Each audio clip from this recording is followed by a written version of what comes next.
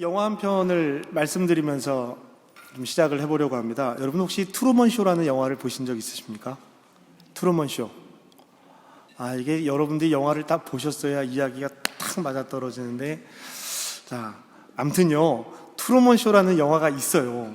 제가 우리 성도님들하고 꼭 같이 함께 보고 싶은 그런 영화이기도 합니다. 그 안에 담겨져 있는 내용들이 굉장히 많거든요. 자, 그 영화의 제목 트루먼 쇼라는 제목처럼요, 그 주인공은 트루먼이라는 사람입니다. 이 트루먼이라는 사람이 이렇게 길을 걸어가고 있는데요, 하늘에서 갑자기 이만한 조명이 뚝 하고 떨어집니다. 뭐 이런 등 같은 것이 떨어진 거예요. 아주 이상한 일이죠. 그리고 어느 날은 이렇게 길을 걸어가고 있는데 죽었던 아버지를 길에서 만나게 되는 거예요. 또 라디오 주파수를 이렇게 운전을 하면서 라디오 주파수를 맞추는데 지금 자기가 하고 있는 행동이 라디오 주파수를 통해서 흘러나오는 거죠. 30년간 전혀 느끼지 못했던 이상한 일들이 생긴 겁니다. 이 사람이 약 30살 정도 되는 사람이거든요. 트루먼은 자신이 살고 있는 곳, 섬을 떠나고 싶어 해요. 늘 미지의 곳, 피지라는 곳으로 떠나고 싶어 합니다. 그래서 섬을 떠나려고 배를 타면 여지없이 폭풍이 불어서 섬을 떠날 수 없게 합니다. 트루먼의 첫사랑 역을 맡은 실비아는 트루먼을 진짜로 좋아하게 돼요. 그러면서 트루먼에게 진실을 이야기합니다. 이 모든 것은 쇼야. 이건 다 가짜야. 그러나 실비아는 사람들의 손에 끌려서 사라져버립니다. 이쯤 되면 눈치채셨겠죠? 이 트루먼 쇼라고 하는 영화는요, 한 사람의 인생 전체를 생중계한다라는 내용이에요. 영화 내용이. 그래서 한 아기가 태어나면서부터 그 아이를 카메라를 수천 대를 달아놓고요, 커다란 스튜디오를 만들어 놓고 그 삶을 계속 생중계하는 겁니다. 그러니까 트루먼이라고 하는 한 사람 빼고는 나머지 모든 사람이 다 연기하는 배우들이에요. 트루먼은 진짜입니다. 태어날 때부터 그곳에서 그 모든 환경이 다 진짜인 줄 알고 살아가는 사람이죠. 그러나 그가 산 곳은 커다란 스튜디오입니다. 자신을 제외한 모든 사람이 연기자이죠.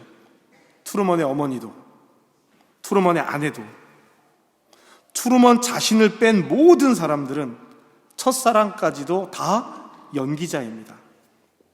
이 극에 등장하는 모든 연기자는 트루먼이 그 섬을 떠나지 않고 계속 그곳에서 그의 일상을 살 수 있도록 사람들에게 드라마처럼 그의 삶을 보여주도록 계속 돕고 있습니다. 트루먼이 고향을 떠나려고 하면 밖이 얼마나 위험한 곳인 줄 아니? 여행은 위험한 것이야 라고 설득하면서 여행을 못 가게 만들어요. 학교 수업도 교육도 트루먼의 생각을 조종하는 데 사용합니다. 트루먼의 꿈은 탐험가였어요. 선생님, 전 탐험가가 되고 싶습니다. 그랬더니 선생님께서요, 세계 지도를 쫙 내리시면서 탐험은 끝났다, 이렇게 말씀하시는 거예요. 트루먼으로 하여금 섬을 떠나지 못하게 하는 것이죠. 여행을 위해 찾아간 여행사, 계약을 위해서 여행사에 갔는데요, 사고 위험, 당신도 위험합니다, 이런 게 여행사 포스터에 막 붙어 있는 거예요. 못 떠나게 하는 거죠. 여행사 벽이라면 여행이 얼마나 즐거운지를 광고해야 되는 거 아닐까요? 그런데 그렇지 않습니다. 이런 작은 정보들이 모여서 트루먼이라고 한 사람의 의식을 지배합니다. 트루먼이 섬을 떠나고 싶다는 태도를 가질 때마다 그의 친구를 통해, 어머니를 통해, 주변을 통해 섬을 떠나야겠다라고 하는 생각을 포기하게 합니다. 그러나 결국 영화의 결말에서는 트루먼은 자신의 세계, 자신이 전부였다라고 생각하는 세계를 열고 진짜 세계로 나갑니다. 트루먼이 하늘로 표현된 그 스튜디오 벽에 꽝 하고 배가 부딪힌 다음에요, 계단을 걸어 올라가서 문을 열고 스튜디오 바깥으로 나가는 장면이 마지막 장면인데요, 굉장히 인상적입니다. 영화 속에서 트루먼 쇼를 만든 그 영화 속의 감독이에요. 진짜 감독이 아니라 영화 속 감독이 인터뷰하는 장면이 나오는데 이런 내용으로 이야기를 합니다. 진행자가 물어요.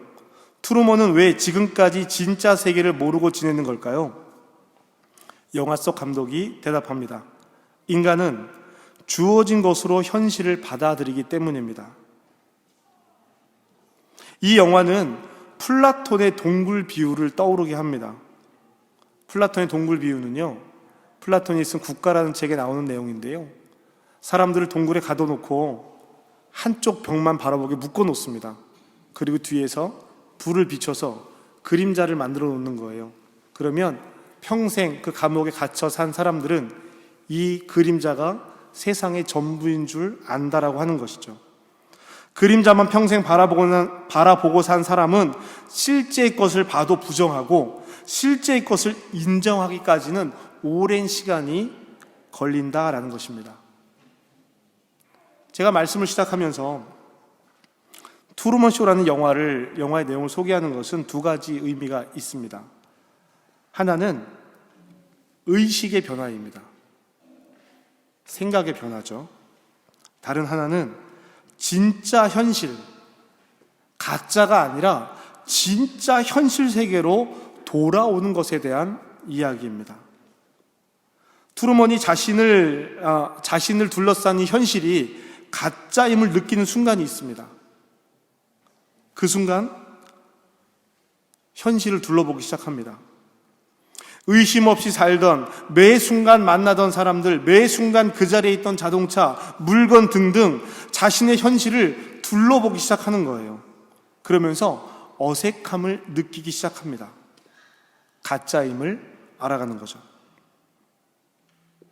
그리고 두 번째, 진짜 현실로 나가기 위해서 트루먼은 30년 넘게 심어놓은 의식, 물에 대한 트라우마를 극복합니다.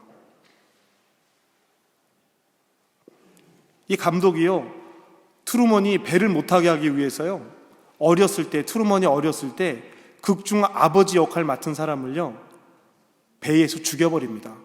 폭풍이 일어나는 배에서 아버지를 빠뜨려 죽여요. 그래서 트루먼은 물결이 치는 바다만 봐도 아버지가 죽은 것을 떠올립니다. 트라우마죠. 결국엔 목숨을 걸고 그 트라우마를 극복합니다. 그리고 자신을 가두었던 바다 끝에 다다릅니다.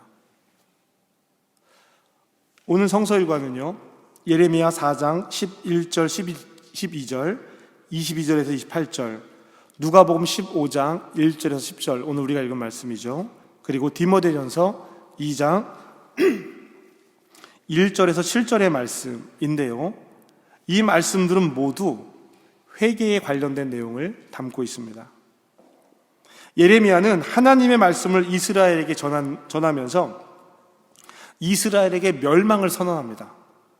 멸망을 선언해요. 이 멸망은 그냥 멸망하는 것이 아니라 하나님 없이 살아가는 사람들이 맞이하는 멸망입니다. 이 말씀은 반대로 말하면 하나님과 함께 살아가는 사람들에게는 멸망이 없다란 뜻이에요. 예레미야가 말하는 멸망의 모습은 에덴 동산 이전, 즉 창조 이전의 모습을 설명합니다. 예레미야 4장 23절 말씀입니다. 보라, 내가 땅을 본즉 혼돈하고 공허하며 하늘에는 빛이 없으며. 여러분, 창세기 1장 2절에 이렇게 기록이 되어 있습니다. 땅이 혼돈하고 공허하며 흑암이 깊음 위에 있고 하나님의 영은 수면 위에 운행하시니라. 그리고 3절에부터 빛을 창조하기 시작하세요. 예레미야는 하나님 없이 사는 사람들에게 창조 이전으로 돌이킬 것을 이야기합니다. 하나님은 만물을 창조하시면서 우리에게 나타나세요. 하나님이 우리에게 인식되지 않았을 때는요, 창조 이전입니다. 창조 이후에 하나님은 우리에게 인식되어집니다. 예레미야는 계속 말을 이어가는데요, 산들도 사람도 공중의 새도 다 없다라고 말하는 거예요. 좋은 땅이 황무지가 되고 모든 성읍이 여호와의 진노 앞에 무너집니다. 이스라엘은 지금을 되돌리지 않으면 예언된 내일을 만나게 돼요. 지금 하나님을 떠나 살고 있다는 것을 의식하지 못하면 내일은 하나님 없는 세상이 됩니다. 회개는 이 의식의 변화에서부터 시작이 됩니다. 오늘 우리가 읽은 누가복음의 말씀은요, 잃어버린 것들을 찾는 이야기들 중에 두 가지예요. 누가복음 15장 전체는 세 가지의 잃어버린 이야기가 나옵니다. 양을 잃고요, 돈을 잃고요, 아들을 잃어버려요. 양과 돈과 아들을 잃어버립니다. 오늘 우리가 읽은 본문은 잃어버린 것에 대한 관심과 잃어버린 것을 찾는 주인의 이야기. 잃어버린 양과 잃어버린 돈. 그런데요, 세 번째 이야기, 탕자의 비유는요, 잃어버렸던 것을 찾는 아버지의 마음도, 잃어버렸던 둘째 아들도 주인공이 아니고요, 첫째 아들, 늘 아버지 곁에 있었던 첫째 아들에 대한 이야기입니다.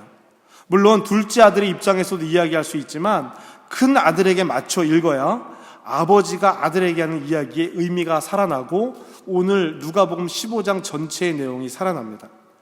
누가복음에 나오는 양의 비유와 드라크마의 비유가 어떻게 우리의 의식을 바꾸라고 요청하는지 한번 살펴보도록 하겠습니다. 여러분, 상식적으로 한 마리보다 99마리가 더 중요합니까? 한 마리보다 99마리가 더 중요하죠. 그렇지 않겠어요? 99개인데 그것이 더 큰 겁니다. 양을 치다 보면 한두 마리 정도는 늑대에게 이를 수도 있고요, 병들어 죽을 수도 있습니다. 그런데 굳이 100마리가 있는데 그 중에 한 마리를 잃었다고 말씀하시면서 나머지 99개에 대한 이야기를 하고 계세요. 99대 1의 이 대비를 만드십니다. 성경의 이야기에 나오는 목자는 99마리보다 한 마리를 더 귀하게 여깁니다. 듣는 사람들도 다 지금 그렇게 여길 거예요. 아, 이 목자는 99보다 하나를 더 중요하게 여기는구나. 누가복음을 우리가 계속 읽으면서요, 예수님은 사람과 짐승을 잘 비교하신다라는 것을 보았습니다. 너희에게 무엇이 더 소중하냐라고 묻는 것 같죠? 사람이냐 짐승이냐? 친구들과 함께 기뻐합니다. 10드라크마를 가진 여인의 비유도 그렇습니다. 또 9대 1이에요. 9개와 1개입니다. 9개가 있으니 괜찮다라고 생각할 수도 있습니다. 그러나 여기서도 굳이 1개를 찾습니다. 그리고 또 이웃을 불러 기뻐합니다. 여기서도 묻는 것은 같습니다. 사람이냐 돈이냐? 예수님은 자꾸 이렇게 사람들이 가지고 있는 의식을 흔드십니다. 사람들이 더 중요하게 여기는 것과 한 사람에 대한 소중함을 빗대어 말씀하십니다. 예수님은 잃어버린 양 한 마리를, 잃어버린 한 드라크마를 죄인으로 되찾은 순간을 회개한 것으로 제자들에게 설명하세요. 죄인 한 사람이 회개하면 하늘에서는 회개할 것 없는 의인 99으로 말미암아 기뻐하는 것보다 더 기쁘다라는 것입니다. 죄인 한 사람이 회개하면 하나님의 사자들 앞에 기쁨이 됩니다. 예수님은요, 하나님을 잘 믿는 너희들이 하는 어떤 일에 대한 기쁨보다 죄인 한 사람을 찾는 일이 더 소중하다라고 말씀하시는 거예요. 그 죄인 한 사람이 구원을 받으면 그만큼 하나님 나라가 넓어집니다. 한 사람만 평생 복음을 전해도 그 한 사람이 예수 그리스도를 고백하는 제자가 된다면 그 일은 대단한 일이 될 거예요. 그렇게 복음을 전해서 세워진 한 사람이 사도 바울입니다. 바울은 디모데에게 편지하는데요, 그 편지의 내용 중에서 자신의 이야기를 간증합니다. 여러분, 바울은 이방인들과 임금들과 이스라엘 자손에게 예수님의 이름, 즉 복음을 전하기 위해 택함 받은 하나님의 그릇입니다. 예수님의 그릇이에요. 사도행전 9장 15절 말씀에 예수님께서 하신 말씀입니다. 예수님께서 선택하신 이 한 사람이 어떤 일을 했는지 우리는 너무나 잘 알고 있습니다. 신약 성경의 많은 부분을 바울이 썼고요, 초대교회를 이루는데 바울만큼 공헌한 사람이 없습니다. 그런데 오늘 바울은 디모데에게 편지하면서 이렇게 이야기합니다. 나는 비방자였고, 나는 박해자였고, 나는 폭행하였다. 그리고 그렇게 살던 때는 믿지 않았을 때, 알지 못하였을 때 내가 그렇게 행했다 라고 말합니다. 그러던 바울에게 주님의 은혜가 그리스도 예수 안에 있는 믿음과 사랑과 함께 풍성하게 넘쳤습니다. 복음을 받아들인 거죠. 디모데전서 1장 15절에 이렇게 말합니다. 믿보다 모든 사람이 받을 만한 이 말이요 그리스도 예수께서 죄인을 구하시려고 세상에 임하셨다 하였도다. 죄인 중에 내가 괴순이라. 바울은 이어서 14절에 자기가 긍휼을 입은 것은 자신의 공로가 아니라 일체의 은혜, 자신에게 찾아와 주신 일체의 은혜인데, 이 은혜는 자신을 통해 후에 예수님을 믿는 사람들에게 본을 보이시려고 하신 것이다 라고 고백을 합니다. 예수를 그리스도로 고백하는 사람들, 이 한 사람이 또 다른 한 사람이 되는 것이죠. 예레미야는 돌아오라고 얘기를 합니다. 돌아오라. 돌아오지 않으면 하나님 없는 내일을 만나게 될 것이다. 누가복음은요, 한 사람이 회개하고 돌아오면 하늘이 기뻐한다라고 말씀하십니다. 그리고 디모데 전서는 그 한 사람이 기뻐하는 모습을 보여주고 있어요. 누가복음 15장은 이렇게 시작합니다. 모든 세리와 죄인들이 말씀을 들으러 가까이 나아오니, 바리새인들과 서기관들은 이들이 말씀을 들으러 나오는 것을 보며 이 사람이 죄인을 영접하고 음식을 같이 먹는구나 라고 예수님을 비난했습니다. 그래서 오늘 이 말씀을 시작하시는 거예요. 이른 양의 비유에 나오는 회개할 것 없는 의인 99, 남은 99을요 회개할 것이 없는 의인 99이라고 이야기하는데요, 이 사람들은 정말 회개할 것이 없는 의인 99이 아니라 바리새인들과 서기관들을 지칭하는 말입니다. 예수님은 우리가 하나님과 함께하는 삶을 선택하기를 원하십니다. 그러기 위해서 우리는 어떻게 해야 할까? 오늘 말씀이 우리에게 요구하고 있는 것처럼 회개해야 합니다. 모든 일의 시작은 회개입니다. 그럼 여러분, 회개가 뭘까요? 우리는 돌이킴과 회개를 착각합니다. 우리는 죄를 깨닫는 것과 회개를 착각합니다. 죄를 아는 것과 회개를 착각합니다. 회개는 내가 죄인이구나, 내가 죄를 지었구나, 이것을 깨닫는 게 아니에요. 그거는 돌이킴도 될 수 있고 죄를 깨닫는 것도 될 수 있고 죄를 아는 것도 될 수 있습니다. 회개라는 것은 나를 찾으시는 하나님, 양을 찾듯 동전을 찾듯 끝까지 찾으시는 하나님께서 나를 찾으셨을 때, 내가 하나님께 찾아졌을 때 그것을 받아들이는 거예요.